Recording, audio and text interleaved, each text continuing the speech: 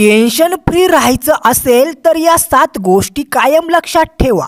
आयुष्यामध्ये काही प्रसंग असे घडतात जे आपल्या आयुष्याला कलाटणी देणारे ठरतात आणि आपल्या आयुष्यामध्ये खूप मोठा बदल घडवून आणतात। आज या व्हिडिओमध्ये आपण अशाच गोष्टींबद्दल चर्चा करणार आहोत।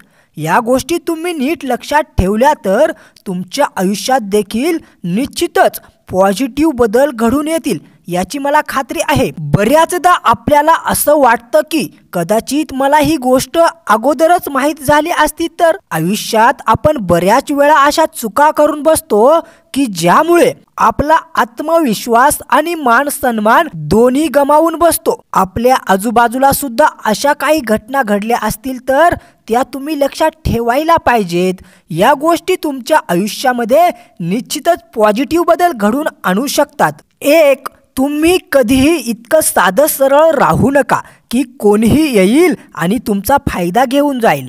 आजकाल आपलं साधं सरळ राहणं म्हणजे आपला मूर्खपणा ठरू शकतो। कोणी तुमचा फायदा घेत असेल तर तुम्ही वेळीच सावध व्हायला हवं आणि त्या व्यक्तीला त्याची जागा दाखवून द्यायला हवी। तेही जमत नसेल तर किमान आपण दुसऱ्यांच्या चालीमध्ये अडकणार नाहीत इतकं आपल्याला स्वतःला सुरक्षित ठेवता आलं पाहिजे। समोरच्या व्यक्तीची प्रतिकार करण्याची ताकद जरी आपल्यात नसेल तरीही आपल्या अंगावर कोणी येत असेल तर तो आघात रोखण्याची ताकद आपल्यात नक्कीच असायला पाहिजे। भेकड माणसाला कोणीही धाकात ठेवू शकतो, परंतु धीट आणि खंबीर माणसाला बोलण्याआधी लोक 1000 वेळा विचार करतात। 2, इतके सुद्धा गोड बोलू नका की लोकांना वाटेल तुम्ही त्यांची चापलुशी करत आहेत। समोरच्या व्यक्तीसमोर तेवढेच झुकावे जेवढी गरज असेल। गरजेपेक्षा जास्त गोड बोलणे आणि गरजेपेक्षा कोणासमोर जास्त झुकणे आपल्याला निर्बल बनवते। एकदा गुलामी करण्याची सवय लागली की त्यातून बाहेर पडणे अवघड होऊन बसते। कारण माणसाला गुलाम बनवलं जाऊ शकतं, परंतु त्याला स्वतंत्र कोणीही करू शकत नाही।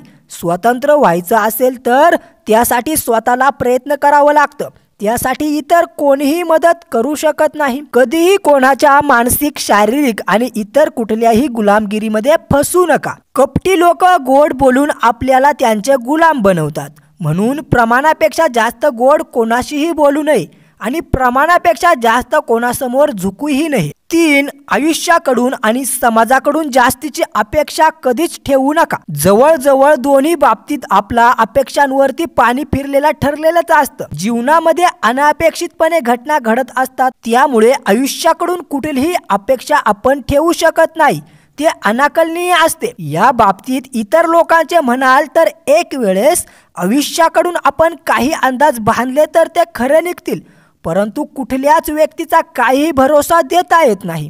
कोण कधी आपला अपेक्षा भंग करेल, विश्वासघात करेल याची शाश्वती देता येत नाही। या पृथ्वीवर सर्वात घातक आणि अनपेक्षित प्राणी कोणता असेल तर तो म्हणजे माणूस। म्हणून सुखी आणि आनंदी आयुष्य जगायचा एक गोष्टी नेहमी लक्षात ठेवा, अपेक्षा कमी तर दुःख कमी आणि अपेक्षा जास्त तर दुःखही जास्त। 4, दान करताना आपली आर्थिक स्थिती ढासळणार नाही इतकंच करायला हवं, कारण दान करण्याची दानत तर आपल्याला हवी, पण तेवढी ऐपतही असायला हवी। केवळ आपली प्रतिष्ठा वाढवण्यासाठी दान करू नका। आपल्याकडे काही नसेल तर आपण दान करणार तरी कशाचे, आणि दान करण्यामुळे जर आपली आर्थिक परिस्थिती बिघडणार असेल तर आपल्या कुटुंबाला त्याचा परिणाम भोगावा लागणार असेल, दान केल्याने आपल्या कुटुंबाला हानी पोहोचणार असेल तर अशा दानाला काहीही किंमत उरत नाही। 5, जीवनामध्ये मित्र असेच बनवावे जे जीवनभर आपल्या सोबत असतील, सुखासोबत दुःखामध्ये देखील आपली साथ देतील। असे मित्र आपल्याला काही चांगल्या गोष्टी देतील, चांगले मूल्य देतील, ज्यांच्यासोबत राहून आपलाही मान सन्मान वाढेल आणि आपली किंमतही वाढेल। आयुष्यात अशी चांगली लोक भेटत असतील तरच त्यांना मित्र बनवा, नाहीतर एकटं राहणं कधीही चांगलं। चांगला मित्र आपल्या आयुष्यात एक चांगल्या मार्गदर्शकाची भूमिका पार पाडत असतो। चांगला मित्र आपल्यासाठी दिशादर्शक असतो।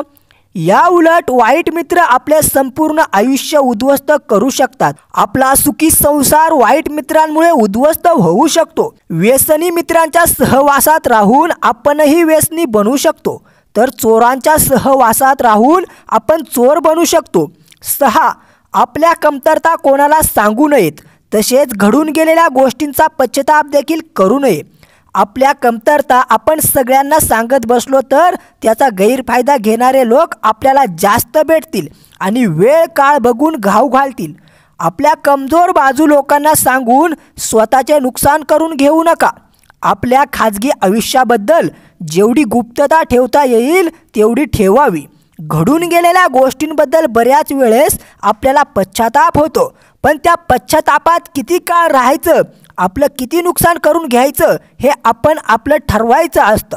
गेलेल्या वेळेची चिंता करण्यापेक्षा वेळेला सावधपणे सामोरे जा आणि जपून वागा. चांगल्या गोष्टी शिकायच्या असतील तर आपल्या चुकांमधून शिका, किंवा आपल्या चुका समजून येत नसतील तर इतर लोकांच्या चुकांमधून तरी धडा घ्या. पश्चाताप करण्याऐवजी झालेल्या चुकांमधून शिकणे कधीही चांगले असते.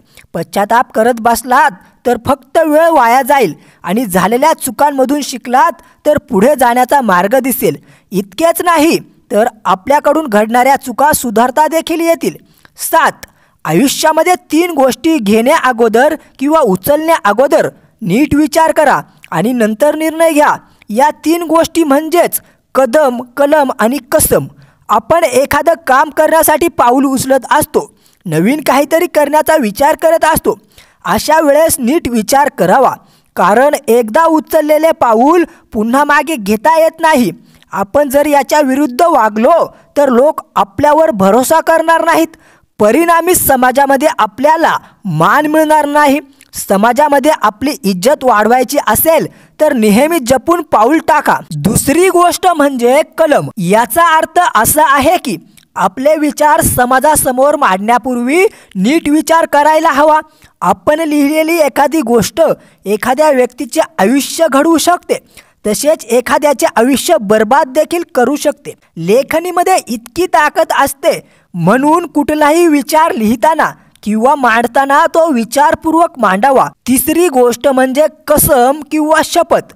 शपथ घेताना किंवा वचन देताना विचार करायला हवा.